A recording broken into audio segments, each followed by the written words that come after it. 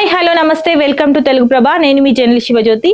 ఈరోజు తెలుగు ప్రభ న్యూస్ పేపర్లోని ముఖ్య వార్తలు చూసుకున్నట్టయితే, 2 ఏళ్లలో నయా ఉస్మానియా. నిన్న సీఎం రేవంత్ రెడ్డి మంత్రివర్గ సమావేశం ఏర్పాటు చేశారు. అందులో కొన్ని ప్రధాన టాపిక్స్ పైన చర్చించారు. ఇప్పుడు చూసుకుందాం. 2 ఏళ్లలో నయా ఉస్మానియా, 100 ఏళ్ల అవసరాలకు తగ్గట్టు హాస్పిటల్లో వసతులు. ఉస్మానియా హాస్పిటల్ ను 2 ఏళ్లలో నిర్మించనున్నారు. సో అందులో 100 ఏళ్లకు తగ్గట్టు హాస్పిటల్లో వసతులు కల్పించనున్నట్లు తెలుస్తుంది. సో ఇక్కడ నేడు కేబినెట్ భేటీ, ఈ రోజు కూడా కేబినెట్ భేటీ ఉంది. అందులో మనకు కొన్ని ప్రధాన టాపిక్స్ పైన చర్చించనున్నారు. బీసీ రిజర్వేషన్లపై ప్రధానంగా చర్చించనున్నట్టు తెలుస్తుంది. స్థానిక ఎన్నికలపై క్లారిటీ వచ్చే ఛాన్స్ ఉంది. సో 2 పిల్లల నిబంధన రద్దుకు ఆమోదముద్ర వేసే అవకాశం ఉంది.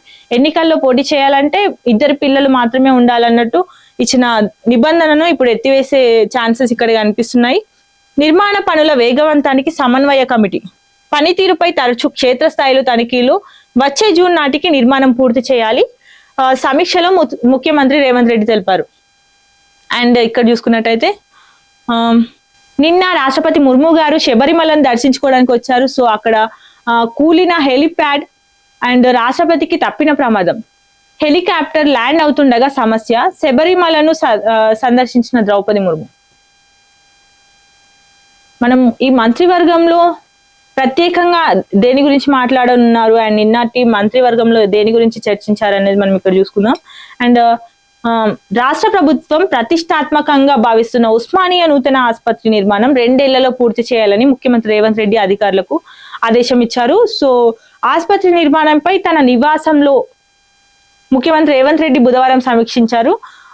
అండ్ ఆసుపత్రి అవసరాలకు తగ్గినట్టు అధునాతన వైద్య పరికరాలు సమకూర్చాలని, ఇందుకు తగ్గట్టు గదులు, ల్యాబ్లు, ఇతర నిర్మాణాలు ఉండాలని ఇంజనీరింగ్ అధికారులకు ముఖ్యమంత్రి సూచించారు. ఆసుపత్రి నిర్మాణ పనులతో పాటు అండ్ ఇక్కడ చూద్దాం,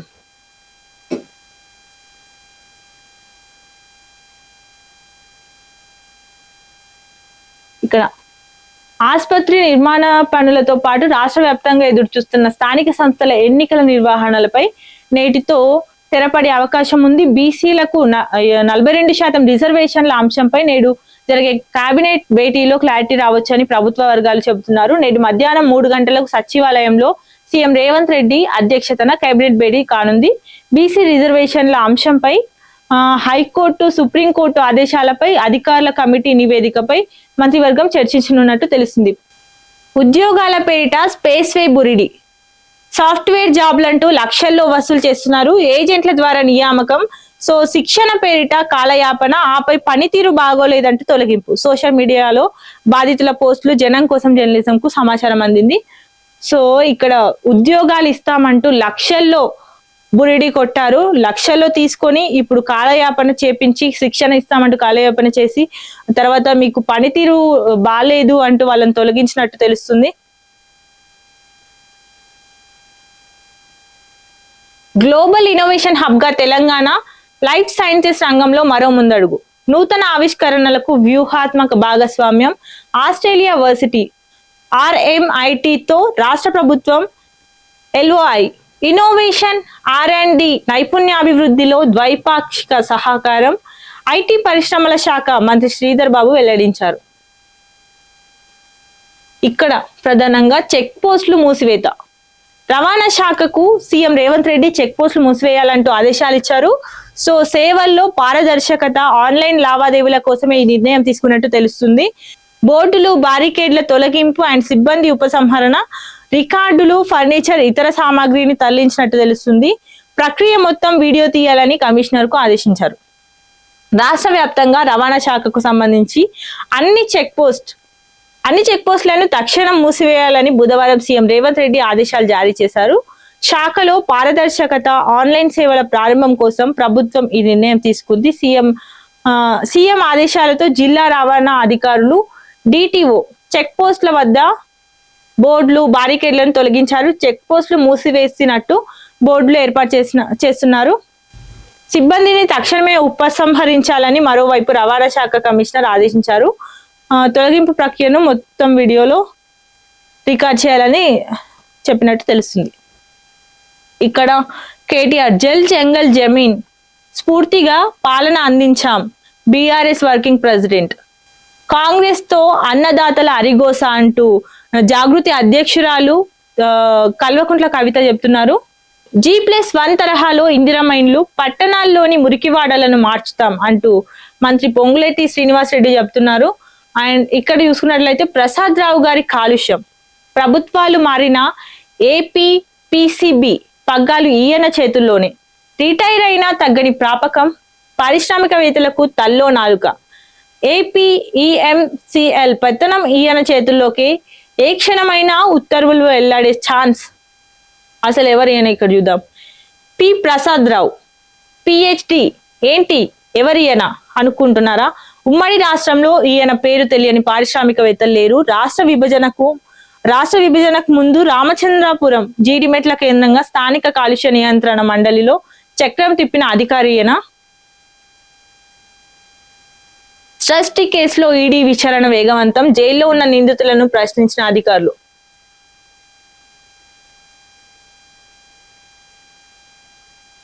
అసెంబ్లీలో ఇచ్చిన హామీని కాలరాస్తారా? కమిషన్లు రావనే రీఎంబర్స్మెంట్ బకాయిలు చెల్లించడం లేదు. బీహార్ ఎన్నికలకు ఇక్కడి నుంచే పైసలు పంపుతున్నారా అంటూ మంత్రి బండి సంజయ్ ప్రశ్నించారు. వైట్ హౌస్ లో దీపావళి వేడుకల్లో పాల్గొన్న అమెరికా అధ్యక్షుడు మోడీకి ఫోన్ చేసి విషెస్ చెప్పినట్టు డొనాల్డ్ ట్రంప్ తెలుస్తుంది. ధన్యవాదాలు తెలిపిన ప్రధాని నరేంద్ర మోదీ.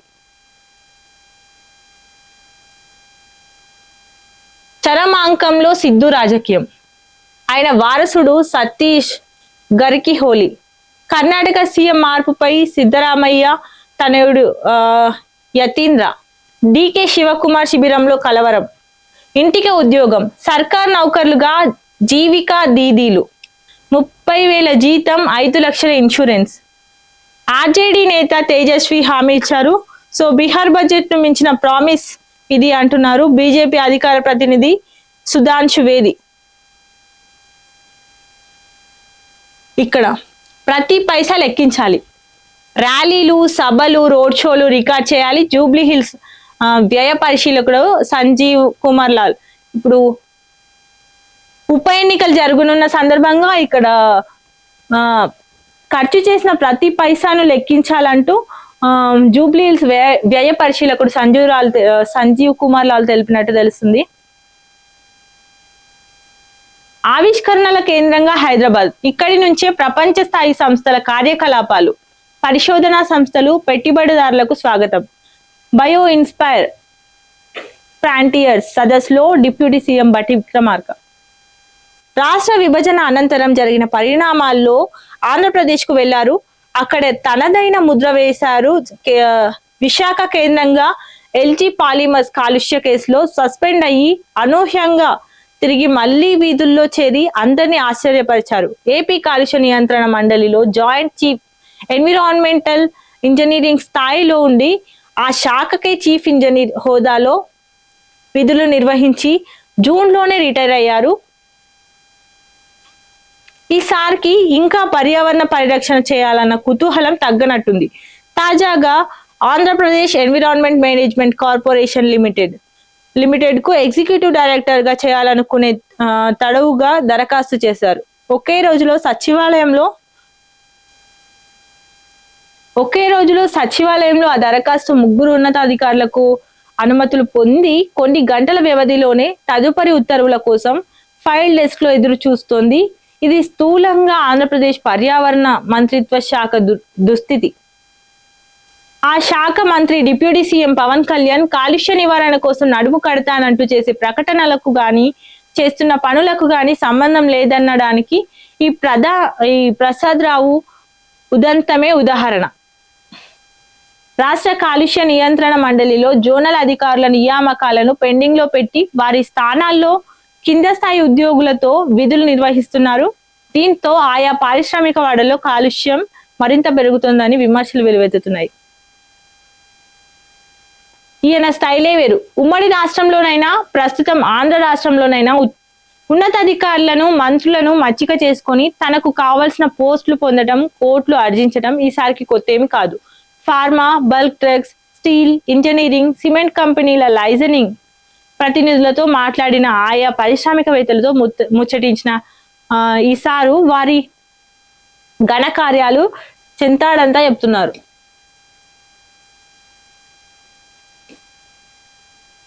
కాంగ్రెస్ పాలనలో అన్నదాతలకు అరిగోస అంటూ తెలంగాణ జాగృతి అధ్యక్షురాలు కల్వకుంట్ల కవిత తెలిపారు. సో కాంగ్రెస్ పార్టీని నమ్మి ఓటేసిన పాపానికి అన్నదాతలు అరిగోస పడుతున్నారని జాగృతి అధ్యక్షురాలు కల్వకుంట్ల మండిపడుతున్నారు. బుధవారం ఎక్స్ వేదికగా పోస్ట్ చేశారు. ఉమ్మడి నిజామాబాద్ జిల్లాలో మొక్కజొన్న కొనుగోలు కేంద్రాలు ఏర్పాటు చేయడంతో రైతులు తీవ్రంగా నష్టపోతున్నారు. అయినా ప్రభుత్వం నిమ్మకు నీరెత్తినట్టు వ్యవహరిస్తోందని దుయ్యబట్టారు. దళారులే ఏకంగా కొనుగోలు కేంద్రాలు ఏర్పాటు చేసి మద్దతు ధర కంటే 400 తక్కువకు మక్కలు కొనుగోలు చేస్తున్నారంటే రాష్ట్రంలో ప్రభుత్వం ఉందా అనే అనుమానం కలుగుతుందని ఈమె అంటున్నారు. సో రైతు భరోసా రుణమాఫీ ఎగ్గొట్టిన కాంగ్రెస్ ప్రభుత్వం అన్నదాతలకు సమయానికి విత్తనాలు ఎరువులు కూడా ఇవ్వలేకపోతుందని విమర్శించారు. కాంగ్రెస్ కు మళ్ళీ ఓటేసి మోసపోకండి అంటూ చేవెళ్ల డిక్లరేషన్ తో ఎస్సీలను ముంచారు. బీఆర్ఎస్ రాష్ట్ర ప్రధాన కార్యదర్శి ప్రవీణ్ కుమార్ తెలిపారు.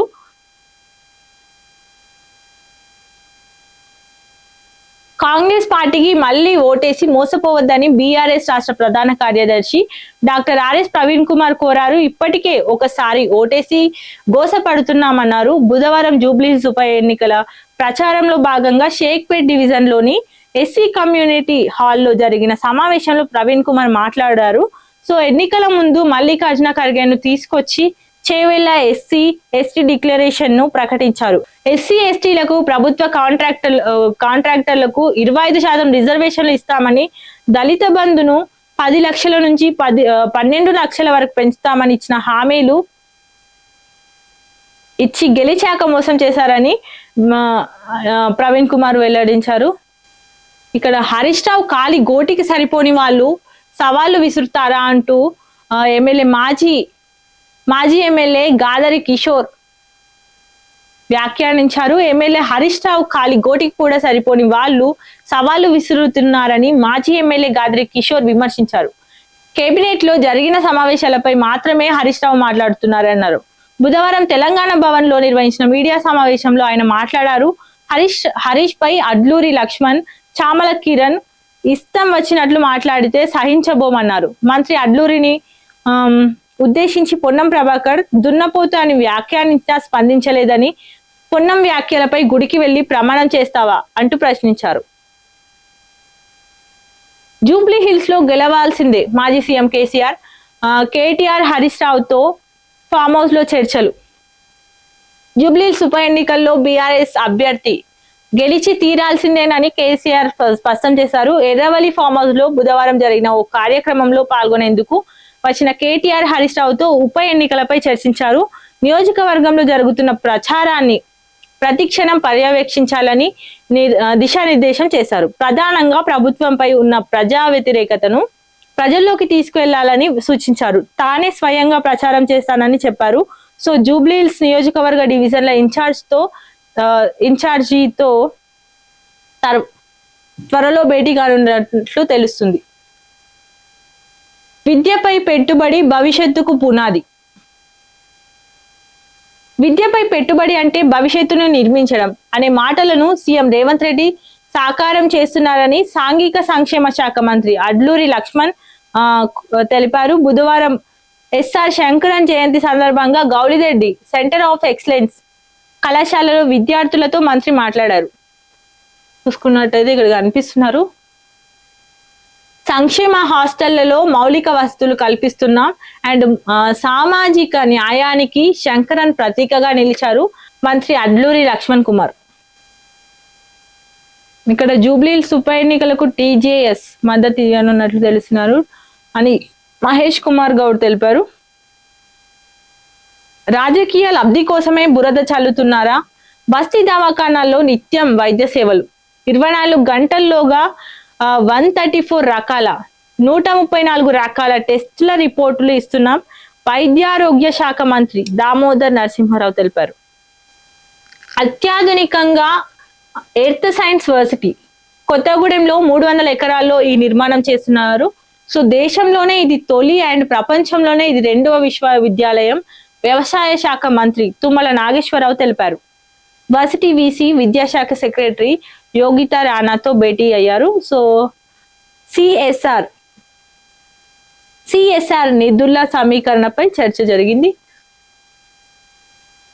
సో చూసాం కదండి, ఇది ఈరోజు తెలుగు ప్రభలోని ముఖ్య వార్తలు. చూస్తూనే ఉండండి మరిన్ని అప్డేట్స్ కోసం.